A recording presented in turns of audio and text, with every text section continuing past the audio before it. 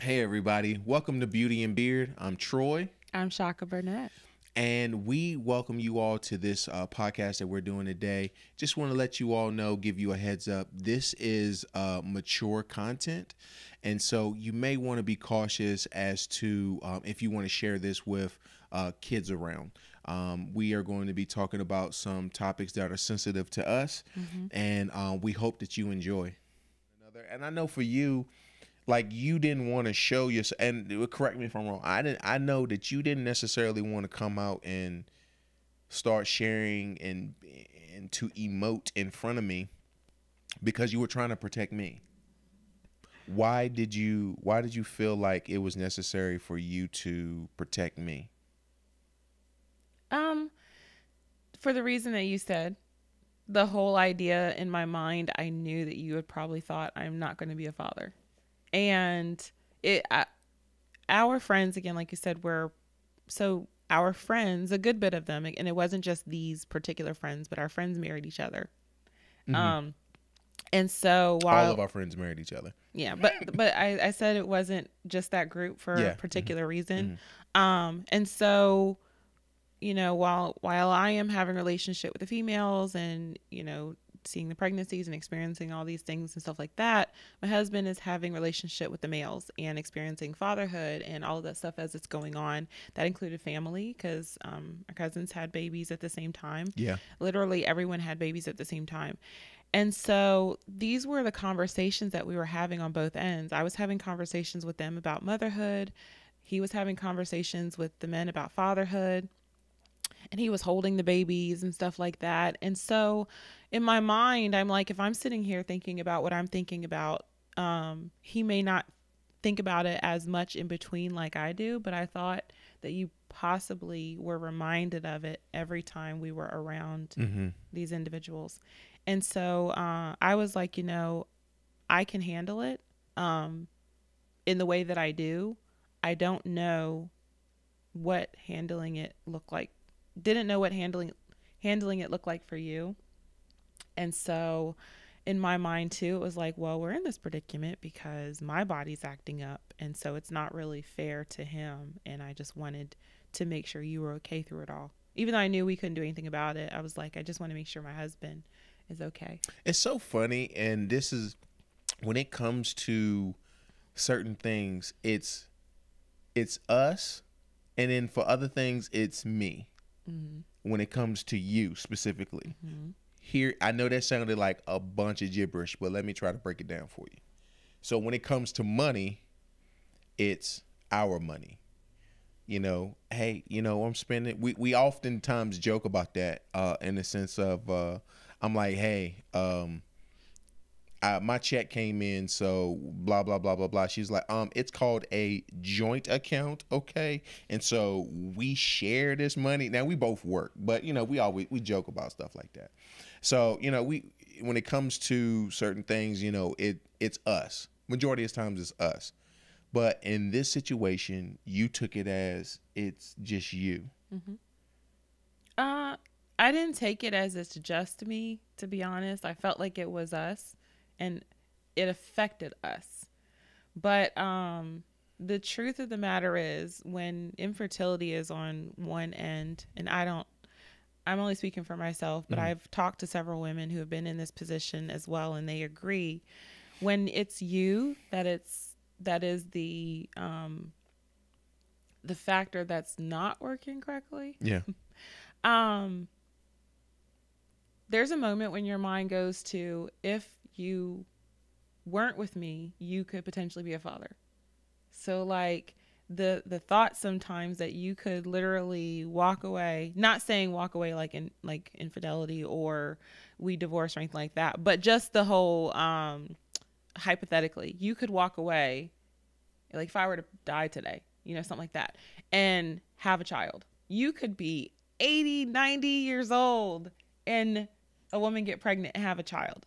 But on my end, this is something I take with me since, I can't right now have a child.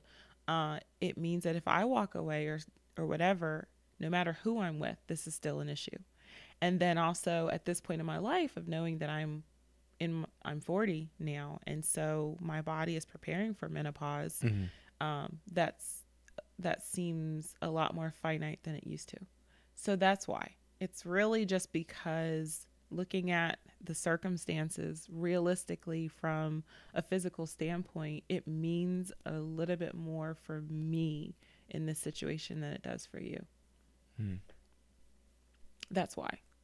So, it's hard sometimes to think, if it weren't for my body not working, you could be a father.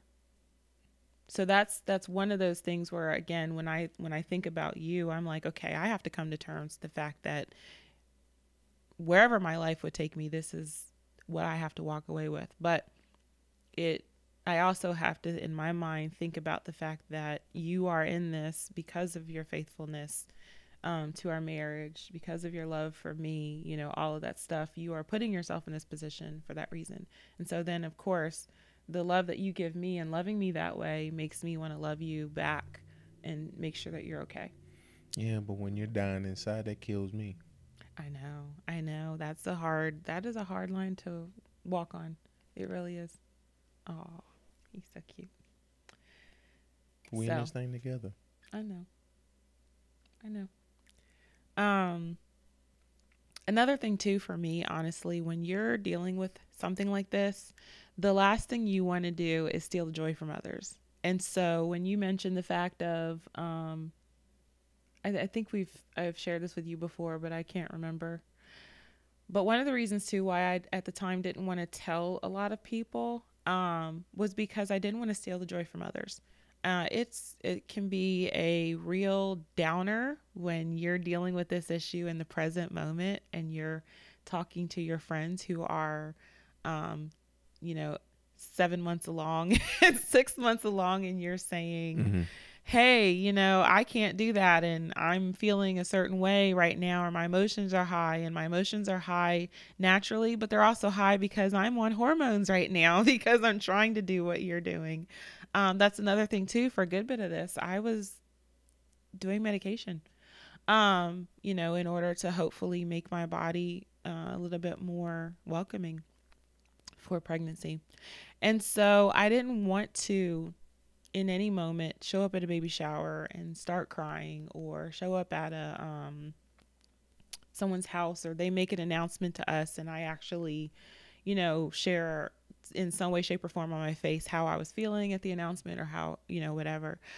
There was actually a time I went to a conference, and I think either women were pregnant or had just had babies, I believe, or something like that. And I remember we were at church, and I was just having a day. It took every bit of me to get through the conference because I was, again, dealing with this. It was in my mind and stuff like that. And I sat in the second row, and all of their firstborns were lined up in the front row. And at the same time, for some reason, they just turned around and were leaning against the chairs looking at me or something like that. I can't remember, but they were little babies, and I lost it. And I knew that no one would know why I was crying because I hid it as if I were praising God. And I let it seem, I could put my hand in my head. Or my head in my hands. I could grab tissue, cry, whatever. We were at church. No one knew. No one saw. It was the easiest place to do it and just let it go. And I cried the whole service. And at the end of the service, I tried to get myself together. I cried, I think, probably for about 10 minutes after service too, just sat in a chair, and I let people think that I was worshiping. I was like, God, that's what they think. Perfect, because I just need this cloak right now. And I was like, I'm ready to go home. And that was probably, it was so new, so raw. So that's why everything was so hard then. I've gotten so much better.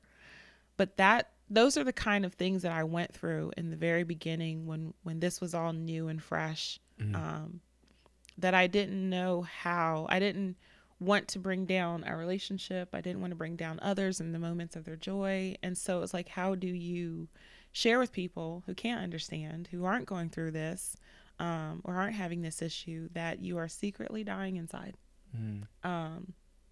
How do you have your moment and it be okay publicly? Is it okay publicly? There's some of the questions I was asking myself.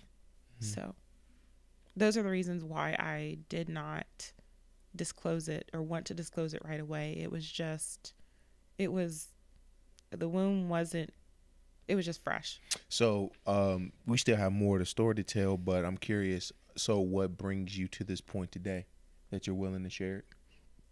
Because it is not just because of the month of April being being infertility month, but no, there's got to be some underlying thing. You are my reason. Honestly, I realize that this isn't just my story, and we did a podcast with Roy and Brittany McDonald, and in the very beginning of the podcast and even through part of the conversation that we had off camera, Roy and Brittany shared that they process things differently, and Brittany is very much social media and talking about things, and she's okay with being open, and I think Roy kind of is an internal processor like myself, and he made provision, I guess, an accommodation for her to allow her to be able to process things the way she needed to, and in turn she did the same for him. And you are a very external processor. You like to share what's going on, and part of my thought too is I don't want to stop you from being able to process in the way you process. And this is one of the ways you process things. And so really wanting to give you that opportunity to do it.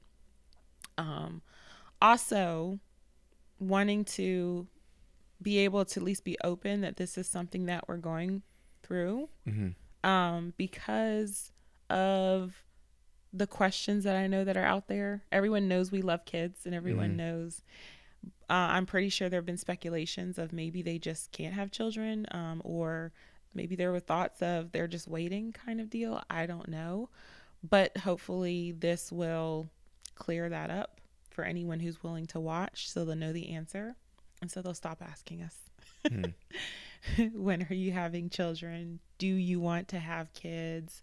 The biblical responses of, oh, whenever God's ready, is time, and all that stuff. Maybe they'll just take this, put it in the back of their minds and let it be. So those are the reasons, honestly, for sharing now, for me personally. If it weren't for me, would you ever share? I actually do share with anyone who asks. Do I just put it out there? No, but because I know at first when we got the news, I was hesitant. I don't even know why I was hesitant. Maybe I was hesitant because you told me you didn't want to tell people. Well, I don't know. I think you were being sensitive to me. I remember that. And you were trying to be sensitive of how I was feeling, letting me process it. You didn't want to just put it out there until I think we had processed it. Yeah, because we didn't even tell our parents for a while. I think we wanted to get to a point where we actually knew that we had tried what we could try, and it was definitely going to be a thing. In honesty, we didn't actually tell our families until 2 years ago. We had been doing this for a couple of years. 2 years ago, 2018. And no, we were finding out stuff 2015. Yeah. And we only told them because I had to have a procedure as part of this. And the procedure required that I stay home for 2 weeks afterwards, and I needed help. Can we talk about that? Yeah. So part of that is, so we got the information in 2014, 2015, and then a year after that, 2016, we decided to pursue or get a second opinion. And then around 2017, 2018, we didn't start making trips to Charlottesville where we were meeting with a specialist. And in the process, I don't know, in the procedures that they were taking, and to discover things, they discovered that you had, Oh, so they did ultrasound, they did, blood work, they did all the stuff that the doctor previously had done, and they looked at her results, and they just did it to compare, and then they did some additional testing, and the results came out that I have endometriosis, um, which means that my lining is actually growing. The lining that's supposed to be growing, I guess, at a certain part of your tube is actually growing on the opposite side of it. So it's growing on the outside of the tube, or it's growing very thickly on the inside of the tube. And that's what's causing the blockage. And so it's kind of like scarring. mm-hmm. Um, and so the procedure that I had was so they could go in and correct it, hopefully cut it open enough to leave a opening so that if we try to conceive, the egg and the sperm could meet. And so, if I may, it was a laparoscopy. The by the Mayo Clinic, mayoclinic.org. Your boy did some research today. Endometriosis is a often painful disorder in which tissue similar to the tissue that normally lines the inside of the uterus grows outside of the uterus. Endometriosis most commonly involves your ovaries, fallopian tubes, and tissue lining your pelvis. Rarely, endometrial tissue may spread beyond pelvic organs. Some of the symptoms include painful periods, pain with intercourse, pain with bowel movements / urination, excessive bleeding, and infertility. Were those some of the symptoms that you were dealing with? All the above. All the above. And the crazy part is, so going back, before Troy and I got married, I had this concern. Mm-hmm. I don't know what it was, but I actually had a concern that I might be infertile. I had never had sex, never even close to getting pregnant. The 30-year-old virgin. Yes. So I don't even know why I would even think that. But I think in my mind, I was like, well, not even in my mind. I wanted to be a geneticist. And so I had done some research. And I knew that there could be some underlying issues or complications or what have you. And so I was like, I just want to get tested to find out. Well, when I went to my doctor, he said, because you haven't tried and because there's no reason for us to assume that there's an issue, if I were to test you right now, your insurance wouldn't cover it. And I can't justify the testing. And so for that reason, he wouldn't test me. And so, fast forward, Troy and I get married and there is an issue. Mm-hmm. And it's crazy. Sometimes I think about that. I could have known about this before we got married, but it wasn't God's intention, because he knows that really would have affected whether or not I married you. I would have married you. I probably wouldn't have married you. Even though you wouldn't have married me if I had a kid coming into the marriage, even though you wouldn't have married me or dated me, mm-hmm. I still would have married you.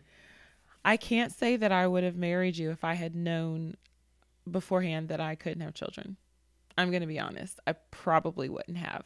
That's one of those sacrificial things where I would have thought, for the good of the order, I am going to say no to the proposal or no to dating. I don't think it's...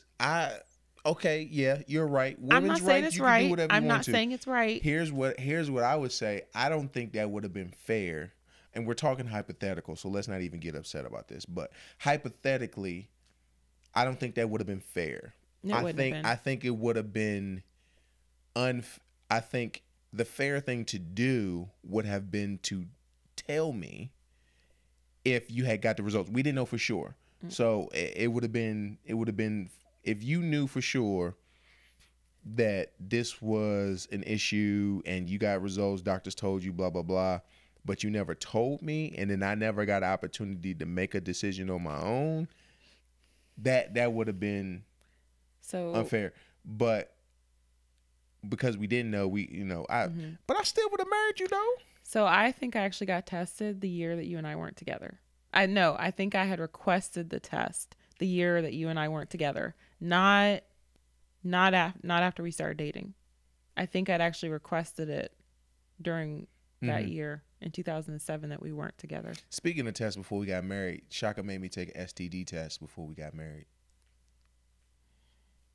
If you don't do that before you get married, especially, I'm just going to put it out there. If you've had partners. Yeah, I willingly did it. I mean, and I had been celibate before we got married, probably like 3 or 4, maybe 5 years prior to us being married. So I knew I wasn't sexually active. And I didn't have any symptoms of anything. I was like, I'm straight. So when she asked me, I was kind of caught off guard, but I was like, but I understand. Because I ain't going to lie, your boy got a history. Your boy got a history. And I'm like, please don't bring that into our marriage, and, Dad. And it was right. I should not have brought that in. And I didn't bring anything into because the results came back negative. Bless the Lord. Bless the Lord. Bless the Lord. So, we went to get the second opinion, found out you had endometriosis. You had a procedure, so we had to let the parents know. They came up because you were going to be out for 2 weeks. And after the surgery, did you have hope that this would be an opportunity, like this would be like the fixer? You know what I mean? While you're processing, I will answer. I did have hope. Okay. Although I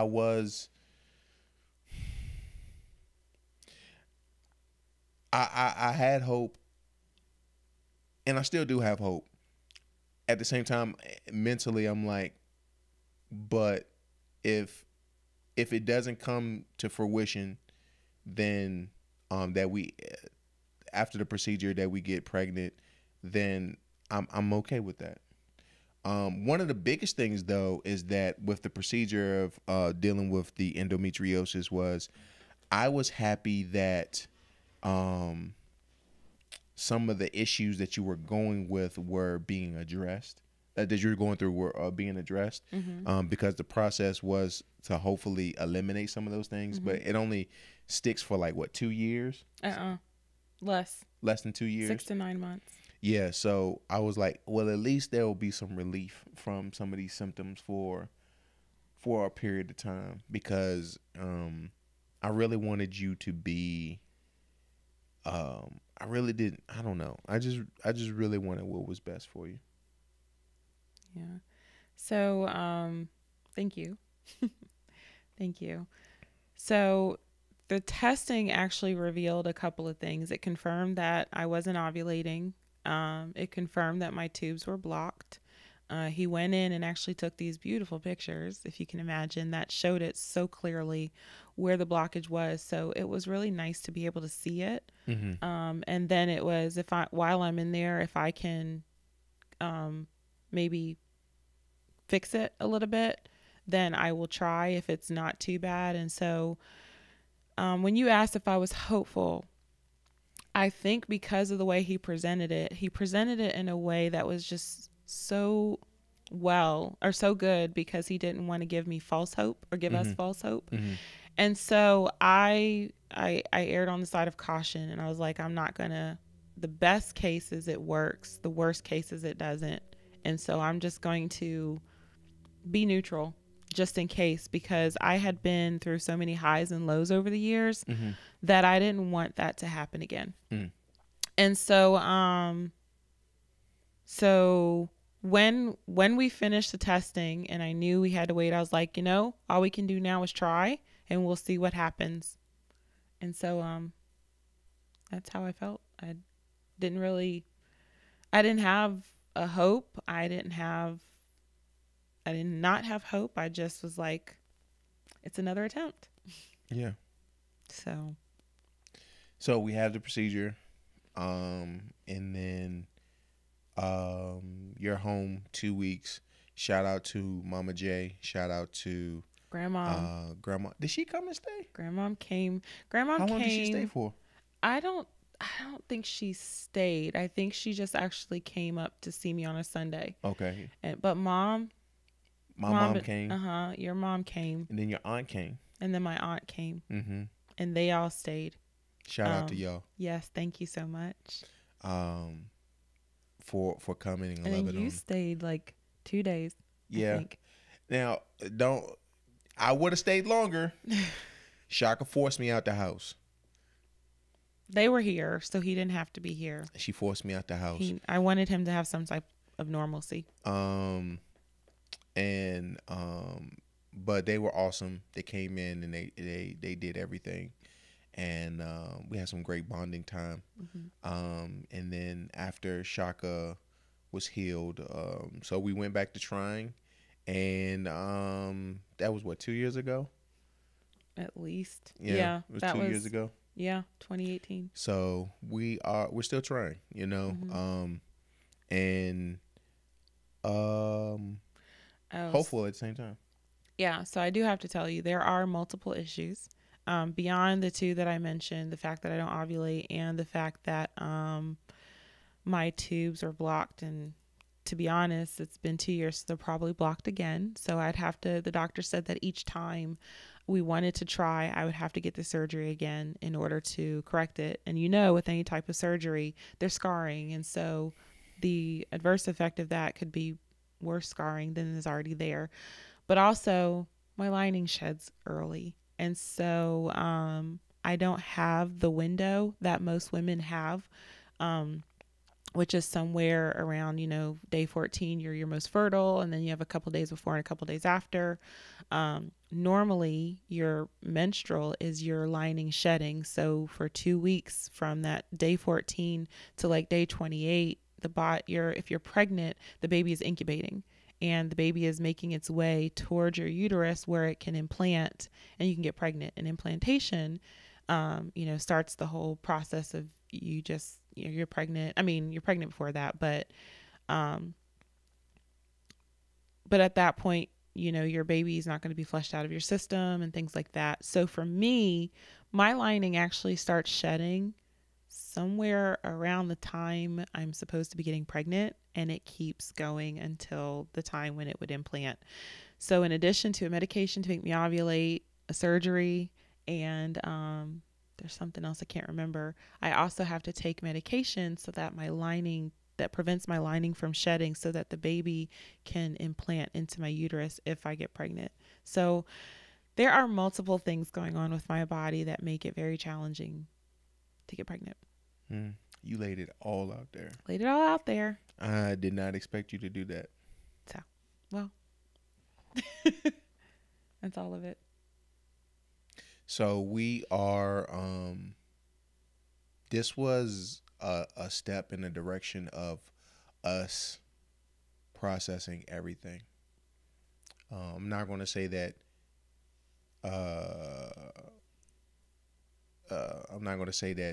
it's necessarily, this is going to heal everything.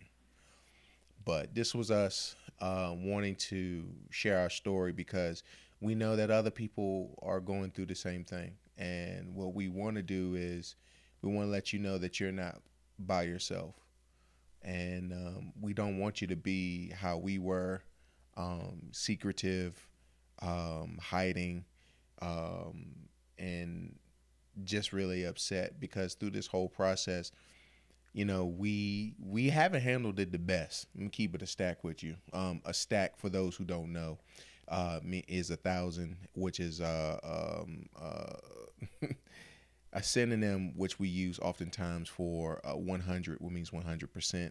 So that was a long I know it was a long explanation, but just to keep it real with you, like we don't want you to go through this stuff on your own. One of the steps that we have taken towards developing our family has been to go through the process of becoming foster parents. We've shared with the organization that we're with that not only are we looking to foster, but we are also open to the idea of fostering to adopt. Because, hey, we may not be able to do biologically right now. It doesn't look like it's in our favor, but we can still capitalize on one of the things that we promised one another that we would do at the very beginning of our marriage, and that was to look at adoption. Another another consolation prize has been we have a plethora of godchildren. The good thing about godchildren is the godchildren can come and stay with you. You can have fun with them, so on and so forth. After the week is gone, here you go, back to your Go back parents. home. And we go back to normal life. Throughout this whole situation, where has your faith been? My faith in God has definitely been challenged, to be honest. Not in the sense that I ever lost sight of who he was, but there have been times when I'm like, Lord, what did I do? You know, you start thinking back in your mind, is there something that I did a long time ago that I'm being punished for now? And then you also think about, Lord, why me? Like, why did you choose this to be part of my story? Why did you choose this to be part of our marriage? Why couldn't you have told me sooner? You know, kind of deal. And so, those, I think the conversation with me and God has changed in light of this, but, and it puts a challenge in Job. He says that, you know, I guess your ways are too wonderful, is how he explains it, for me to understand. And so it puts that into perspective of God. You know, too wonderful meaning too grand, too big, too excellent. Not always saying that it's positive. It just means it's out of what my little pea picker could possibly think and or understand, comprehend. And so those are probably that's probably where I would say it's put my faith, like really challenging it and saying, knowing that that's the case, do I still choose to serve you? Do I still choose to love you in the way that I did before? This shouldn't change our relationship, you know, for the worse. Because this is a possibility of what could happen, and this is what your plan for my life was. Yeah. So Very similar. You mentioned Job, so one of the verses in Job that particularly sticks out is, though he slay me, yet will I trust him. And part of that deals with the overarching point of what you were, one of the things that you were touching on was, I don't understand why I'm going through what I'm going through right now, but I do know that God is good.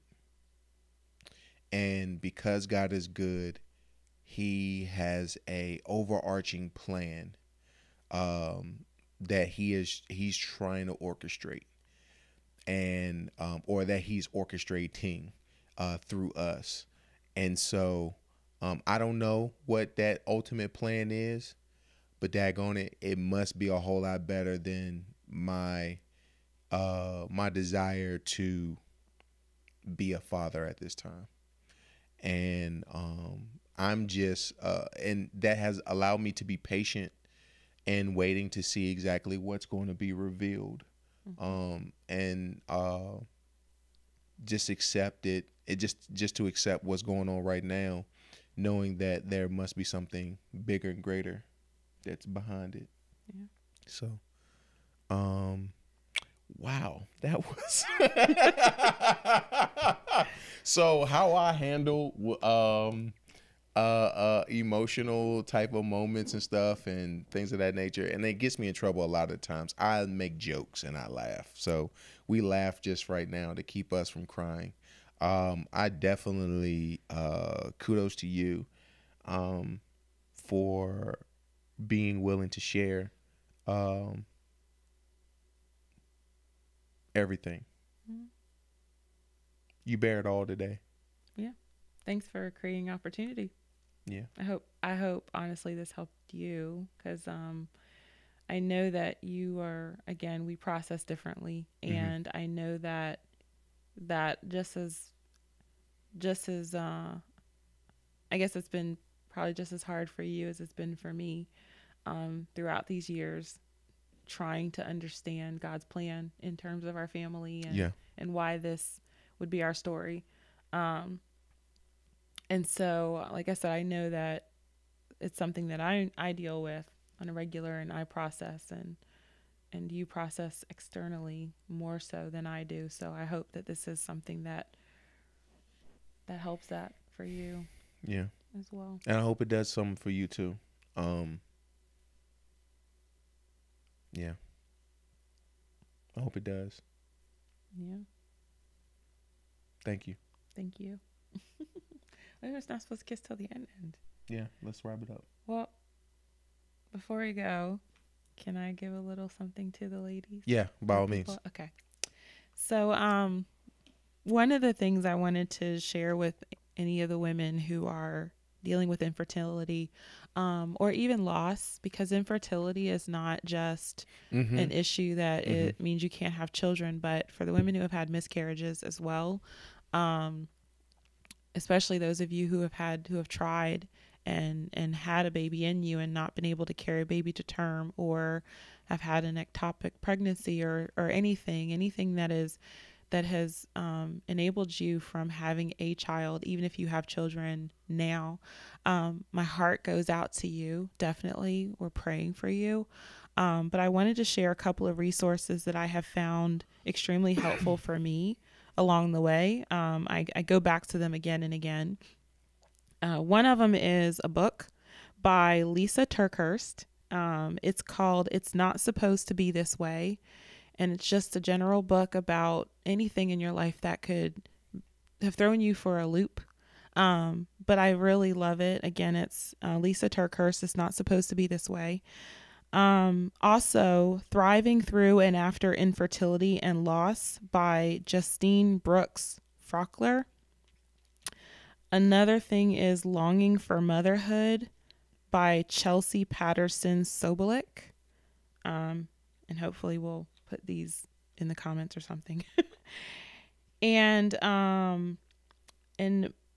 YouVersion has some great Bible studies. Actually, all of those things The YouVersion app. Yeah, the YouVersion app, which is the Bible app. Mm-hmm. All of those things that I mentioned also have a Bible study to go with them. I've read the books, but there's Bible studies and Bible app to go with them. And that's kind of how I found out about them. One Bible study is called Infertility Encouragement from Sarah's Laughter. And that's a devotional. Sarah's Laughter is actually an organization on infertility. It's a support group for women around the country who get together, who just talk. There are some opportunities to chat, discuss. They have events. I think they actually have a conference, but it's called Sarah's Laughter, and they actually have a devotional. But that's what the group is called. And then just a reminder that there's also a national infertility association called Resolve, where you can just go to resolve.org and get more information on infertility and find out about events that might be going on in your area that you can support. There are runs for infertility and walks. There are conferences. There are vending opportunities. There are groups for support, all kinds of things. And that's one of the ways that I found out that April 19th through the 25th is National Infertility Awareness Week. The colors, the ribbons are pink and blue.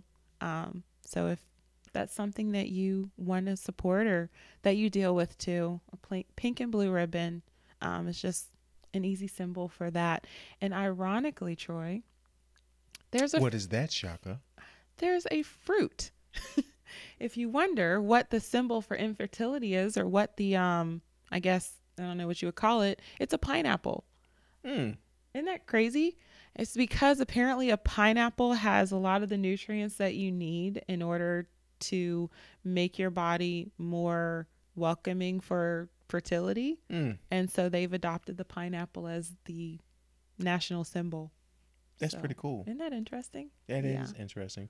Thank you so much for sharing that all that information to our listeners. I'll for the video version, I'll be sure to add those links and stuff like that. And for all of those who are listening, all of those who are watching, we want to thank you all so much for being willing to sit down and hear our story. We pray that it was effective and helpful for you.